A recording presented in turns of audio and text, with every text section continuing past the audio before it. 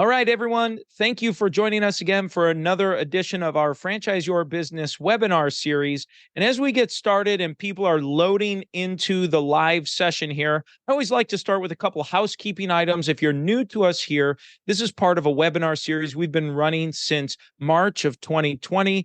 We are at 3.5 years and going strong. And really, this is designed to be specific and provide you specific information on relevant things to help support your franchisor system growth, your franchisee growth, or practical great tools and bits of information to help grow your system at large. And that is the focus here of our session. And I'm pleased and honored to be able to introduce our guest today, who is Teri Moten. And she serves as a digital marketing consultant at MRoberts Digital, specializing in aiding franchise organizations in marketing their ventures. As a distinguished business coach, Teri is your business problem solver, offering businesses expert strategies for growth and profitability. She holds a business degree in marketing from the University of Texas at Austin and an MBA from the University of Houston, Victoria. Her expansive career encompasses financial services, medical sales, and business consulting. Most notably, she served on boards for the American Business Women's Association and the University of Houston, Victoria School of Business. So Teri, with that being said, I would love for you to jump in and get us started here for today. Absolutely. Well, Tom, thank you for inviting me, and thank you to the whole Big Sky franchise team. What I am going to do, I am getting ready to share my screen. As Tom said, my name is Teri Moten, and I am a digital marketing consultant with MRoberts Digital. You can hear probably my country twang. I am here in South Texas, and we are a digital marketing firm, full service digital marketing firm based in Texas, but we service nationwide and internationally.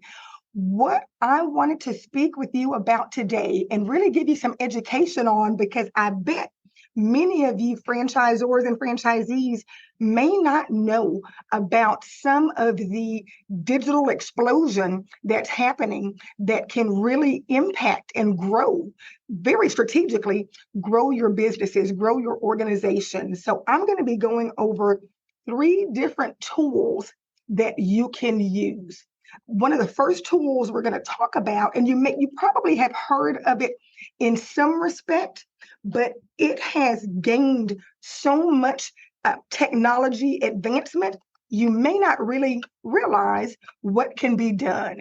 And that's going to be really talking to you about how to really find additional franchisees if you're in franchise development, how to find additional customers and clients, and how to find employees as well for your organizations. So what you've got to realize today is everything starts with data. There is so much data that's out there about you, about myself, about everybody that is out there. And a lot of times you don't realize what may be at your fingertips to use to really be able to hone in on a very strategic, hyper-targeted digital marketing plan to, again, grow your organizations. So there's 3 different types of data you really want to pay attention to that you've got available. One is going to be behavior-based data. Well, Teri, what do you mean by that? So that is, and again, remember, most everything is going to be digital. So it is, what are people doing?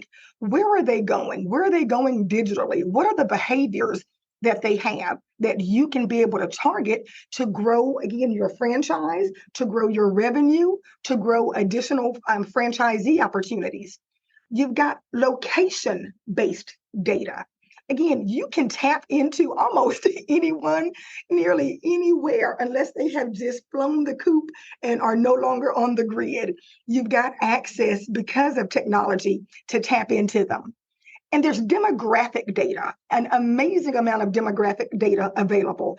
Everything from age, job responsibilities, geographic location, website data. We know so much information about the target audiences you want to go after.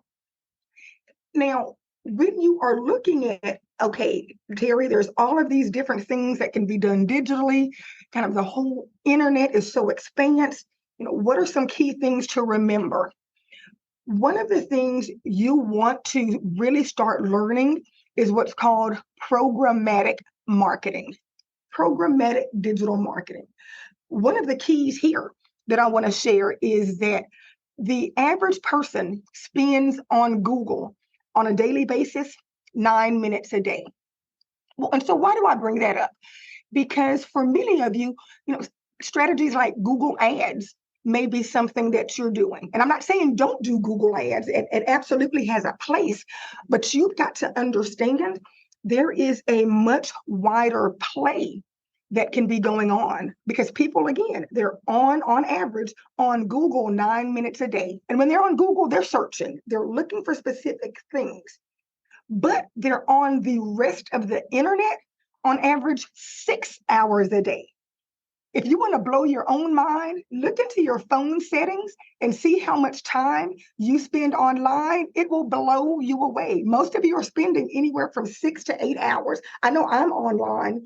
It shows that kind of my online average is about 8.5 hours a day. So that's where you want to be able to capture people, not just when they're on Google, but everywhere else that they are when they go online. Hey, So Teri, real fast. That yes. number, I just interrupt that real quick. That data number is I mean, mind-blowing, truly. I know that phrase is used a lot, but truly, Mhm. I would have never guessed 9 minutes on Google. I mean, on the web, sure, that's not totally shocking, 6 Mhm. hours, but Mhm. drawing that comparison is incredible. I had no idea. So I'll let you get back into your presentation, but No, wow, that's really a shock to see that. absolutely. And one of the things that I'll just highlight too is that time that people spend on Google is very intentional. People don't just go to Google to, be doing drive-bys and seeing what they can just randomly look up. They're going because they're looking for something specific. So that's where it's important that you really know your audience. You know kind of what that customer journey is. You know what that potential franchisee journey is. So when they are searching for things, you can capture them. But here's how we start capturing people outside of just being on Google and doing Google Ads. So some of you may be familiar with a strategy called geofencing. But I'm going to share with you some things you probably don't know about geofencing because it has grown in capability just extensively. So there's a couple of different types of ways you can do geofencing.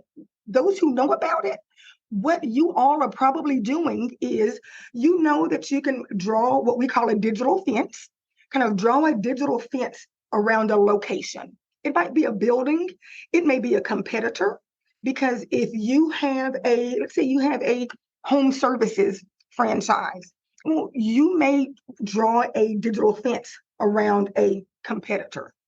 With this type of geofencing, you can also draw a fence around a location that's not just a competitor, but where your target audience may live and may frequent. So, for example, back to if you are, at a home services franchise, you may look at a local, not necessarily a large, Home Depot or Lowe's, but you may look at a more of a local, hardware store, something like that, where people are going into that typically may be your ideal client that may want to be doing remodeling, fence building, deck building, those sorts of things. You can draw a digital fence around that location, and then there's a digital ad that can be served to everybody that comes through that location. And I'll give you an example. I'll show you in just a bit kind of what a digital ad may look like.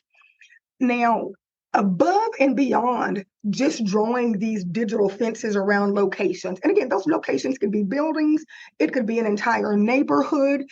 That is an effective approach, but it's a little bit more generalized. What I want to let you know that most people don't realize is available is something that's called addressable geofencing. Again, it's called addressable geofencing. And that's when you have the ability, because this is one of the areas that we specialize in, you have the ability to curate and build an audience. So they don't just have to be in a particular building or a particular location. There's over 600 different categories that we can build an audience around. And it's not just things like, their occupation or their financial information. It's not just about their household income. It literally may be how they spend their spare time. It's going to be interest, hobbies. Absolutely. It can be things if they're interested in entrepreneurship. If you're somebody, again, if you're building and developing your franchise and trying to grow franchisees, if you're looking for particular types of customers, we can look at buying habits. Have they purchased certain types of things in the last 3 months, 6 months? But there's over 600 different categories that you can segment audiences by, so you can get your information, your ad directly in front of them. And Tom, I have a question for you because this is how I explain it to people. Tom, tell me, what is your favorite fruit? What fruit do you like above anything else out there? Oh, an apple. An apple. Perfect.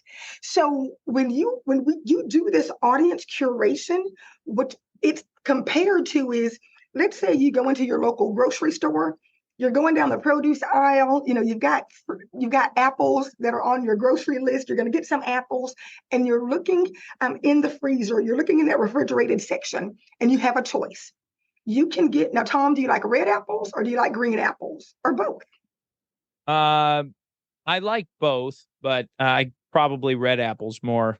Okay, so red apples is the favorite. So Tom, it's where you have a choice of, you can get a bag of really ripe, beautiful red, and you can just smell how wonderful their smell is. Just tantalizing bag of apples, red apples that are your favorite, or you could get a bag of mixed fruit. It might have 1 or 2 red apples. It's got a couple of Granny Smiths. It's got some oranges, some grapefruits, just a number of things in there. If red apples are your favorite, which bag are you going for, Tom? Well, it's if I have the bag of red apples, or if I'm feeling, or maybe a mixed bag if I'm looking for an apple surprise. So there you go. But somebody that wants those red apples, that's what we've got the ability to do when you do this audience curation. When you use this addressable type of campaign, you are able to get your message in front of all those red apples that you wanted to get in front of. You're able to get in front of that exact ideal audience.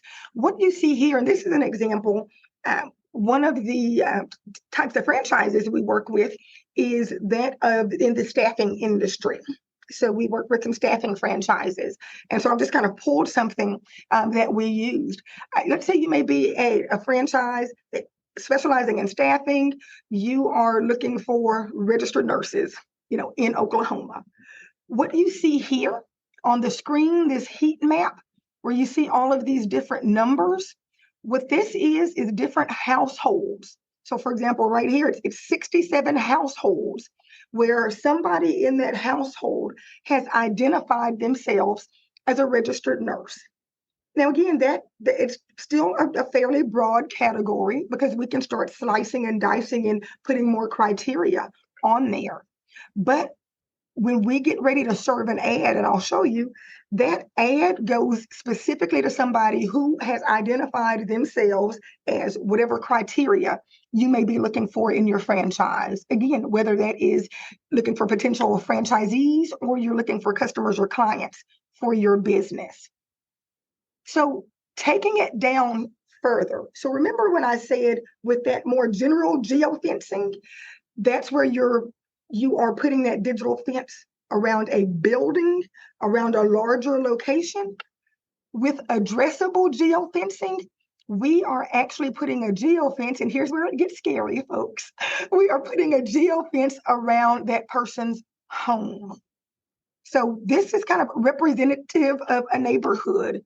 If you look back, remember, where we've got this heat map where all of these areas, all of these numbers here represent a household, based on census plat. So it's very precise based on census plat. Somebody that's identified themselves as a registered nurse. Here, this is kind of representative of going through a neighborhood, and these are where the registered nurses are. It's not just serving a general blanket ad or advertising to everybody in the neighborhood, because everybody's not going to have a registered nurse that lives there. In above and beyond that, this is where people start to ask, okay, Teri, you talk about serving these ads. Okay, these are digital ads. Well, how do people see them? Where are they shown? The first place they're shown is, and imagine, here's a registered nurse driving down the road to her neighborhood. He or she turns into the driveway. Once they break that digital fence, and again, they've identified themselves as a registered nurse, then they start receiving ads on their cell phone. Well, where on their cell phone are they received? The first place is going to be on the apps that they have on their phone. Apps are prime real estate. So when somebody has an app on their phone, and you've noticed it, you've probably noticed it yourself. When you open up an app on your phone, nowadays, often you have to wait and see an ad before you get the full functionality of the app to do whatever the app was designed to do. Or you may have, most everybody has some type of weather app on their phone, whether it's WeatherBug or the Weather Channel. And as you're scrolling and looking at the next 10 days of weather, you've opened up the weather app, you're looking at the next 10 days of weather, there are ads that are placed through there. So not only are those ads, those seen on the apps, they're also seen on the different websites that that person is now going to. So the websites that they pull up on their cell phone, the websites they use on their tablet, on their laptop, and even on their connected TV, their smart TV, those ads can be seen. Above and beyond that. So remember, we are geofencing the household. And at least one person here has identified themselves as being a registered nurse in this particular example.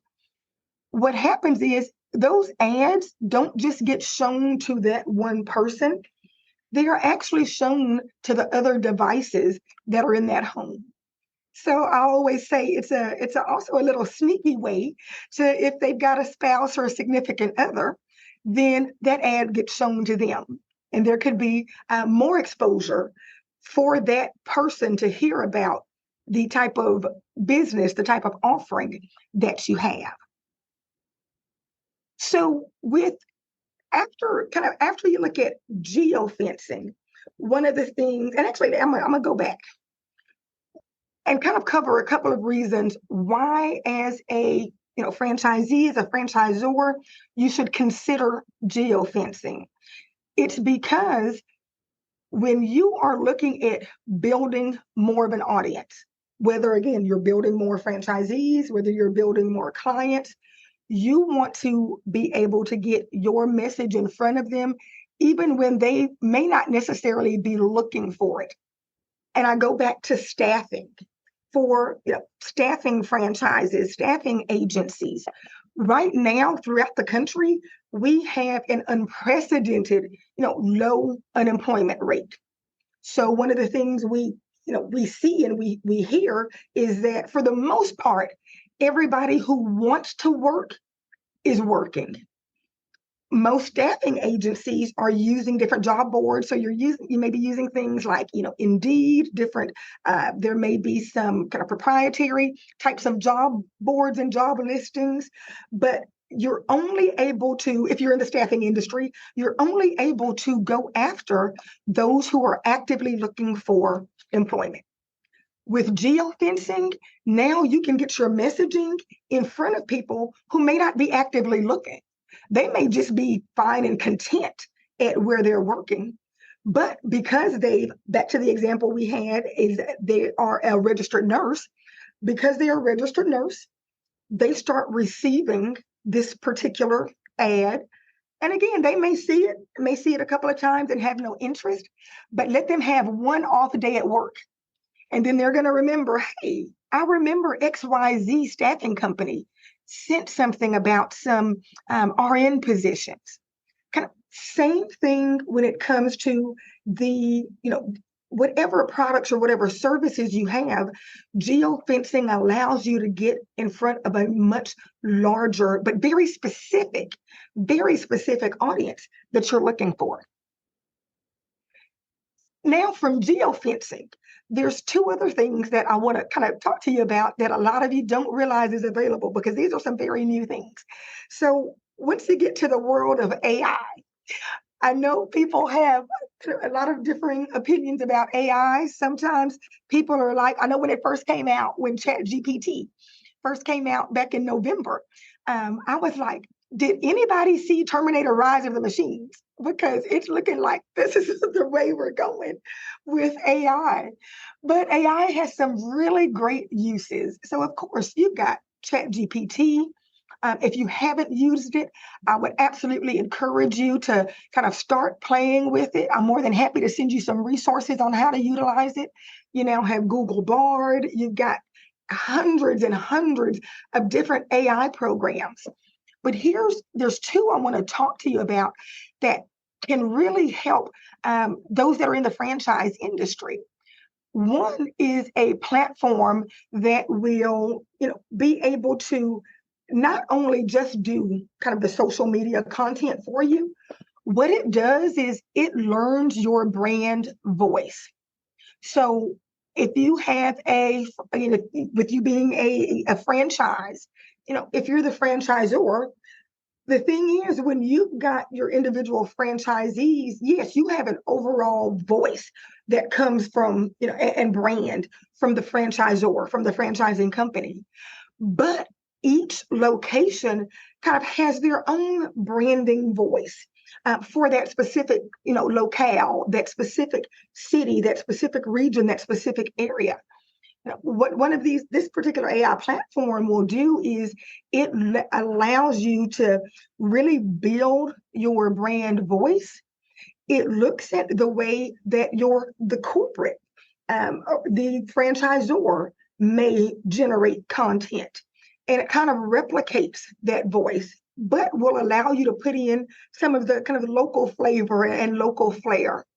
And what this particular platform does is it'll write in whatever social media, and this one is specifically for social media, it'll write that social media messaging for you. What I like about this, and again, I've got some resources that I can provide to you all where I can send you this information. What I like about this particular platform is it doesn't just make one message that's going to be that's posted on Facebook, the same message posted on Instagram, same message posted on LinkedIn. What this will do is it will build where you've got the same type of post. Again, you may be posting about a particular thing that day. It builds out that content for you, and it builds it out kind of based on the algorithms of the different social media channels. And it tweaks and it says things just a bit differently, has just a bit different word count where each of those particular platforms like. You literally can turn out your social media posts on Facebook, Instagram, LinkedIn, and Twitter. Right now, it's just doing those platforms. You can turn that out in a matter of seconds, but it's still very personalized. The next type of AI system that's out there is, and this is something that's fairly new. It's been around, I believe, a little bit over 2 years. It's really starting to pick up. And I actually have had multiple conversations with the founder of the company. The founder worked for Google and worked for Facebook. And this particular platform has the ability to launch ads, but they are completely built by AI. I know one of the struggles we see a lot with franchisees, especially the franchisees, is, when they do have some autonomy to do Facebook ads or any type of social media ads, of course, still following the branding of the company. but a lot of times just don't know how that algorithm works in building that ad. How to really build it to capture the right audience, how to build the right content. And especially if you're doing ads across multiple platforms, you may have someone in-house that's doing it, but that is not necessarily completely marketing trained to do it. They happen to be pretty proficient on social media, but they just, again, may not be, especially ad driven on how to do these things. What this particular platform will do is it will build out AI ads literally in minutes across multiple platforms: Facebook, Instagram, Google. It also does it across YouTube as well. It just recently added Snapchat and TikTok ads. The reason this is something to consider is if you are doing paid advertising, number one, this particular platform will, same like this other one, it will build out ads across the multiple platforms, but it will build out dozens of ads. You may just concentrate on, say, Facebook and Instagram with your ads. And you don't necessarily know what ad is going to work or how much budget to spend towards it. What this particular platform does is it builds out dozens of ads. It starts to test to see what ads are doing better. Those that are not doing well, it starts to move those things aside and starts to feed your budget towards the things that are doing well. It recommends the audiences kind of based on your product, based on your service, of who you need to go after. It just allows you to be much more efficient in your marketing, because I know, as franchisors and as franchisees, you really have to be able to prove ROI anytime you're doing any marketing. And these are different things that can be done where in the digital world, it's one of the greatest things you can do to be able to prove ROI, whether it's geofencing, whether you're doing, paid advertising. It gives you the ability as a business owner to say, yes, this is working or this is not working, compared to traditional media and traditional marketing. Not saying you absolutely need to have an omni-channel approach. You need to be doing multiple things. It's just that when you do things digitally, it can be tracked and you can put a dollar amount of revenue that was increased or franchise development that ended up happening based on specific ads. So I'd like to ask Tom if you have any if you've got any questions, if you have any kind of things that sparked an interest as I was going through this information. Well, for me, so much of this is really interesting. A lot of this is new or or tools that maybe I've heard of or seen, but not applied in the same way that you're talking about here. So, my question would be, Teri, for anyone who's tuning in, what's the best way if they say, "Well, Teri, I like this. I like what you're doing. How can I learn more about how it might work for my franchise system or for my company?" How can they get in touch with you? What can they do to make that happen? Absolutely. So a couple of ways, if they're being able to see the actual video, I do have a QR code that's up there that'll be able to link in, and they can just request the information. Very easy. They can request it. I can send tools. And if they'd like to have a further conversation, we can have a conversation. They can also be able to just send me a text to 361 237 0212 and just say more information about franchise marketing. Again, that's 361-237-0212. Those are probably the two easiest ways to get in touch with me. Of course, I'm on social media, on pretty much every social media channel with the exception of Snapchat.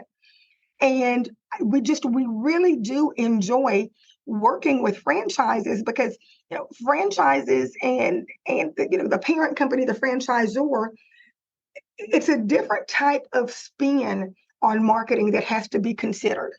Because as a franchisee, you've got a brand that you've got to operate within, but you also need to be able to know what are the things that you can do to drive more, again, to be able to drive using some of these marketing strategies to drive more business, to drive more revenue.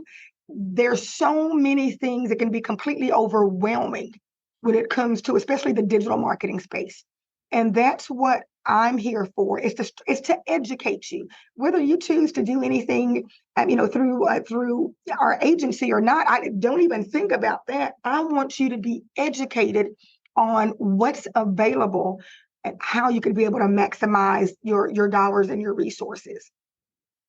Wonderful. Well, Teri, this has been fantastic and really eye-opening for me on a lot of this, and hopefully for the folks that are going to be that have tuned in and will be listening to a replay down the line here. And I just put out there for anyone who might end up listening to this audio only, her email is Teri, Teri, at MRobertsDigital.com. That's just M as in Mary, Roberts Digital. So just thought I'd share that as well for someone that might be tuning into audio. And Teri, this has been phenomenal. I will make sure that we get this shared across. We'll get the replay up on our YouTube channel, as well as across our podcast services. And then we'll make sure we share this out with everyone again, so they can catch this replay next week. I would be remiss. I know we have some guests here. Any questions that anyone might have? I just want to make sure we give someone a chance to type it into the chat box or into the Q&A, or ask to unmute, and I'll go ahead and unmute you there.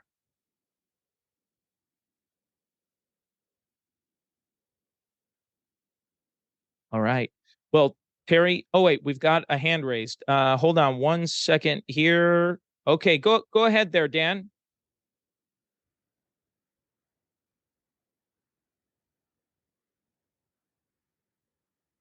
Dan, can you hear us?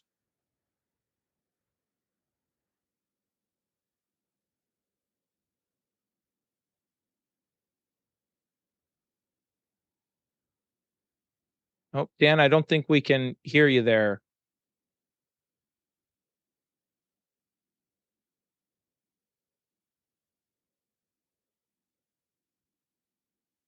Can you maybe type that into the Q&A or chat box? Oh, it just said, okay, great. Okay. Well, Dan, thank you so much. And Teri, thank you so much for a wonderful presentation here. We'll make sure that's available. Yeah, thank you. And really appreciate your time. And everyone, thanks for tuning in to the Franchise Your Business webinar series. And we will have this available. Have a great weekend. Thanks for being here.